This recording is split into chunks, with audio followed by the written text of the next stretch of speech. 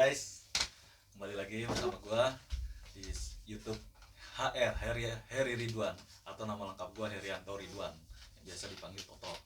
Ini gue sekarang bersama teman lama gue, teman kuliah gue dari Universitas Al Azhar Indonesia. Dia ambil jurusan sastra Inggris, gue sastra Jepang. Tapi gue sering main sama dia nih, orangnya asik, ya bersahabatan sampai sekarang sama teman-teman sastra Inggris yang lainnya juga gitu.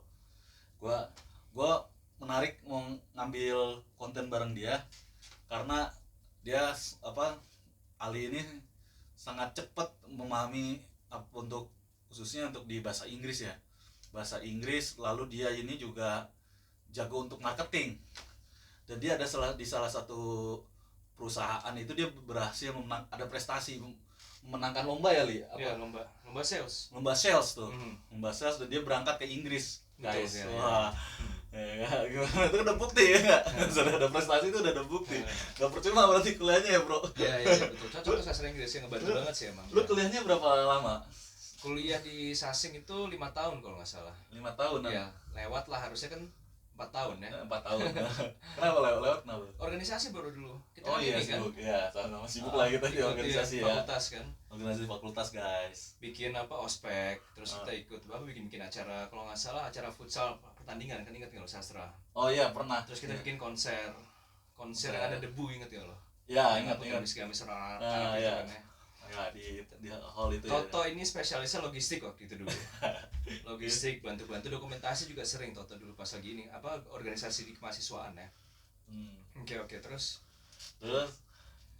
waktu lu kuliah ada kesulitan nggak bro? kuliah sih enggak, karena kan emang dulu backgroundnya bahasa Inggris gue bagus. Bahasa Inggris bagus, gue tuh dulu lahir di Los Angeles bro.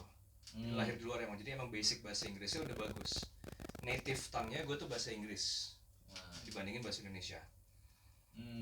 Di Los Angeles, berarti di Los Angeles sendiri udah keseringan itu pakai bahasa Inggris ya? Of course, full bahasa Inggris. Tapi dulu pas di sana gue di rumah itu pakai bahasa Indonesia. Di luar pakai bahasa Inggris. Oh, berarti di rumah itu keluarga lah ya, ngobrol sama keluarga, sama nyokap gitu kan pakai bahasa Indonesia. Pakai bahasa Indonesia, tapi selalu keluar dari rumah ngomong pakai bahasa Inggris. Pakai bahasa Inggris sama semua orang. Jadi untuk persiapan. Iya, terbiasa. Jadi biar pas nyampe di Jakarta tuh nggak kaget, bahasa Indonesianya udah bisa duluan. Walaupun agak kaku ya dulu bahasa Indonesianya. Pas gue masuk SMP di sini, jadi gue tuh lulus SD di Amerika, pindah ke sini SMP. SMP kan langsung pakai bahasa Indonesia full kan. Untungnya gue udah belajar sebelumnya, udah terbiasa berlatih di rumah kan, jadi nggak kaget pas di sini. Oke. Lu SMP-nya di Al Azhar kalau salah ya? Al Azhar juga betul. Al Azhar Bintaro bro. SMP. SMP baru Alpen. Oh nice. Tapi di itu lu sempat pernah kepikiran nggak waktu lu terbiasa bahasa Inggris waktu lu masih kecil itu? Ada yang mikir grammar nggak? Harus bisa, gue harus bisa nih biar nggak salah sama orang Inggris, biar gampang ngerti. Harus ada pikiran gitu nggak? Oke, karena dulu emang masih belajar di SD juga, grammar sih ada tapi nggak terlalu penting ya. Karena emang grammar di bahasa Inggris untuk kebutuhan berbicara sehari-hari itu nggak terlalu penting. Apalagi orang luar kalau nangkep omongan orang yang bukan berbahasa Inggris asli, bukan native-nya bahasa Inggris, itu mereka nggak peduli soal grammar. Jadi yang penting penyampaiannya tepat dan maksudnya tuh ada gitu kan. Jadi walaupun grammarnya ngaco, dia berusaha untuk mengerti. Misalkan lo lagi nanya ke gue nih, lo mau nanya ke gue di mana mall. Kalau secara gramatikal harusnya hello, where is the mall gitu kan. Itu yang secara perfectnya. Oke, kalau misalkan lo ketemu orang bule nggak terlalu paham, lo bilangnya where mall gitu kan. Nggak masalah, orang bulenya paham kan. Orang bulenya ngerti lah ya. Contohnya bahasa Indonesia aja, ketemu orang bule, dia berusaha pakai bahasa Indonesia, grammarnya salah. Harusnya kan di mana mall. Terus dia nanya misalkan mall gitu doang kan salah sebenarnya kan secara grammarnya kan. Tapi paham maksudnya kan.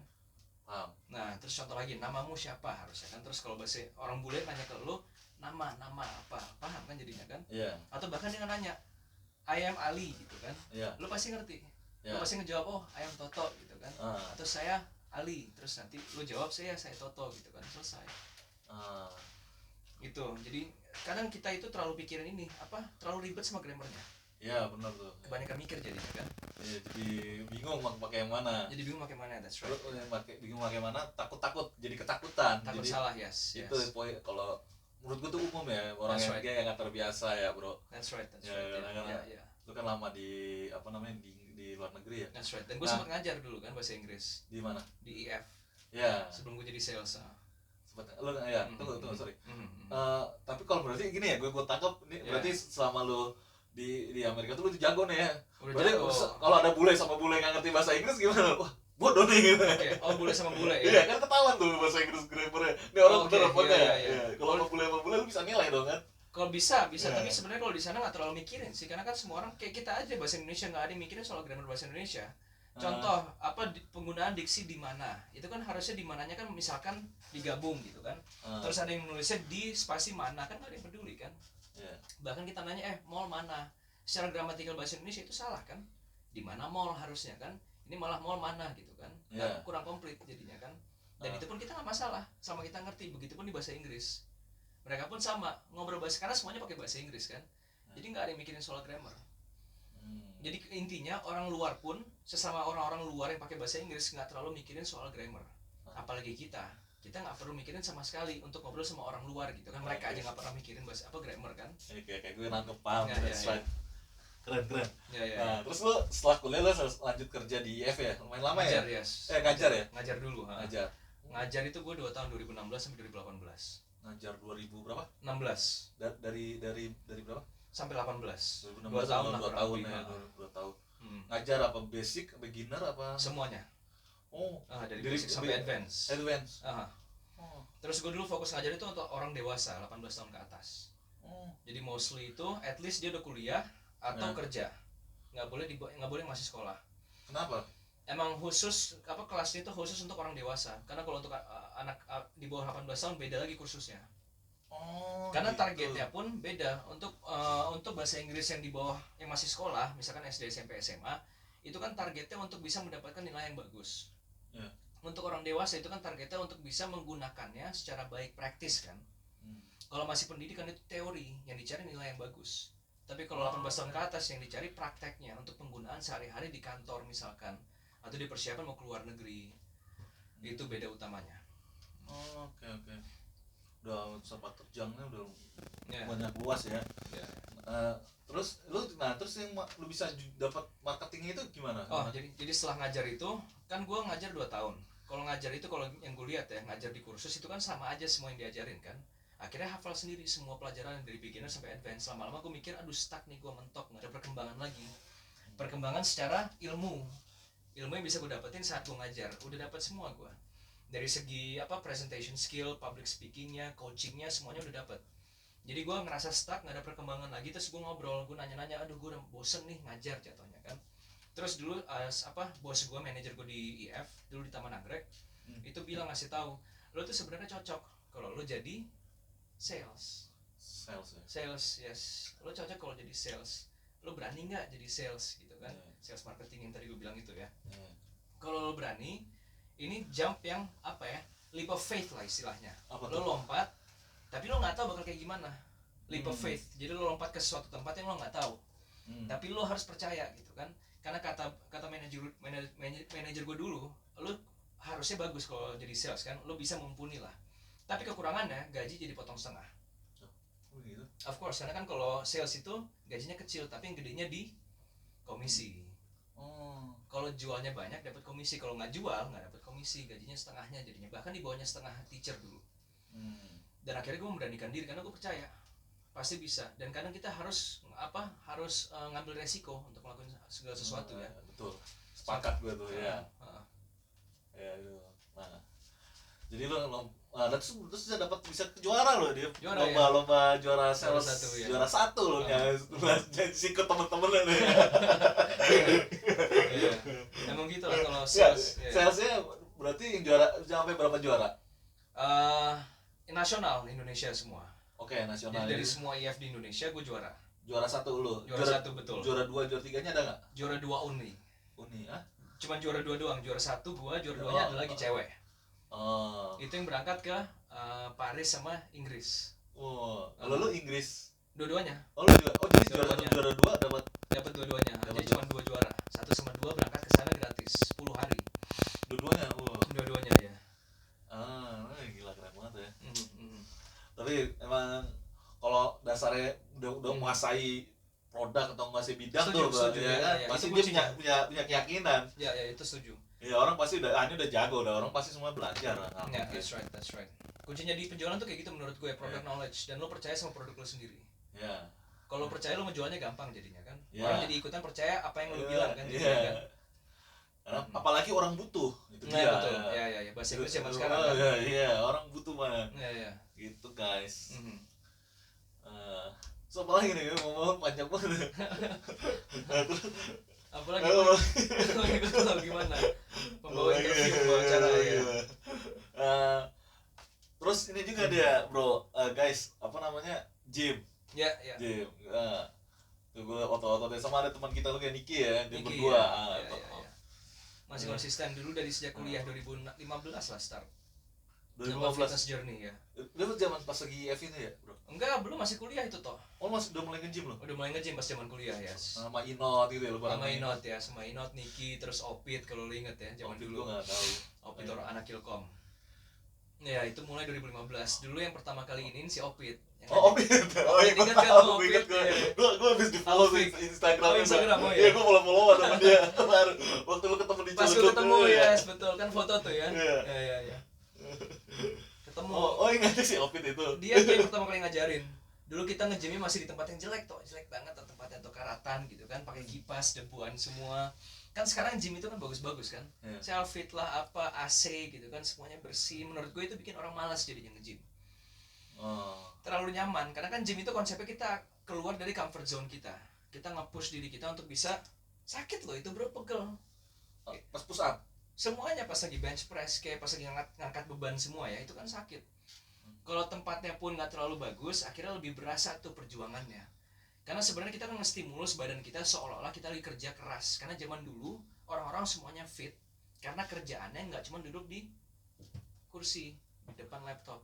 Zaman dulu semua orang kerjanya di luar, jadi kuli kah gitu kan. Lo harus motongin kayu kah untuk ngebakar api di rumah supaya bisa masak, supaya hangat gitu kan. Lo harus keluar hunting nyari makanan. Itu kan semua beraktivitas. Dan angkat beban atau gym itu menggantikan itu semua supaya badan kita tetap berjuang jadinya kan. Dan sekarang kita lupa jadinya, akhirnya kita cuma stay, duduk, terus terlalu nyaman. Dan itu nggak bagus. Badan kita diciptakan untuk kuat, apalagi laki-laki. Sunnahnya memang kita harus kuat, sunnah Rasulullah ya. Karena Rasulullah pun dadanya bidang. Iya. Perutnya six pack. Bukan gede. Nabi-nabi juga yang badannya bidang. Semua nabi sehat. Pasti badannya fit. Nggak ada nabi yang, ngerti nggak, badannya nggak fit. Dan zaman dulu kalau badannya nggak fit dimarahin. Kenapa perut kamu gemuk gitu kan? Bukan maksud ini ya toh ya. Tapi ada gua kita pernah nonton seriesnya Umar bin Khattab waktu itu di TV pas lagi zaman-zaman puasa tahun kapan gitu kan. Semua orang masih nonton TV, belum ada YouTube atau apa ya. Dia lewat pasar, ada orang agak buncit gitu kan, gemuk. Dimarahin sama dia. Kenapa kamu buncit? Perut kamu ini lihat gitu kan. Terus dia langsung manggil, "Hai, ya ayuhan nas" gitu kan, atau apa di pasar situ kan. Dikasih tahu ke semua orang, hindarilah perut yang terlalu besar karena itu menciptakan kemalasan.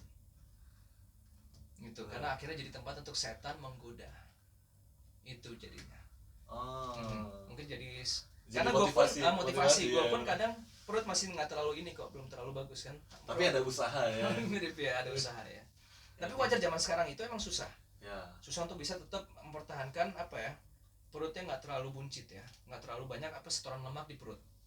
Kenapa? Karena makanan kita semuanya isinya gula bro, gula, lemak, minyak semua kan. Minyaknya pun nggak sehat, itu trans fat semua kan. Dan itu kalau kita makan terus akhirnya disetor di sini nih. Karena kita makannya terlalu banyak, akhirnya energi yang kita makan ke dalam itu kesetor di perut karena nggak kita pakai energinya. Kalau kita sering keluar beraktivitas itu akhirnya kepake semua di sini nih. Itu kan yang kita makan tabungan energi kan. Kita makannya kebanyakan, terus abis itu kita nggak ngeluarin tabungannya, jadinya di save semua di sini. Olahraga apa?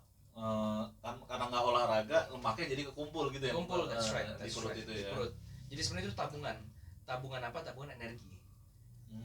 Jadi kalau kita keluarin energinya dari tabungan ini, akhirnya akan terkikis kan. Diambil semua. Terus kita harus kurangi juga asupannya. Dan itu ngebantu ke semua hal jadinya kan.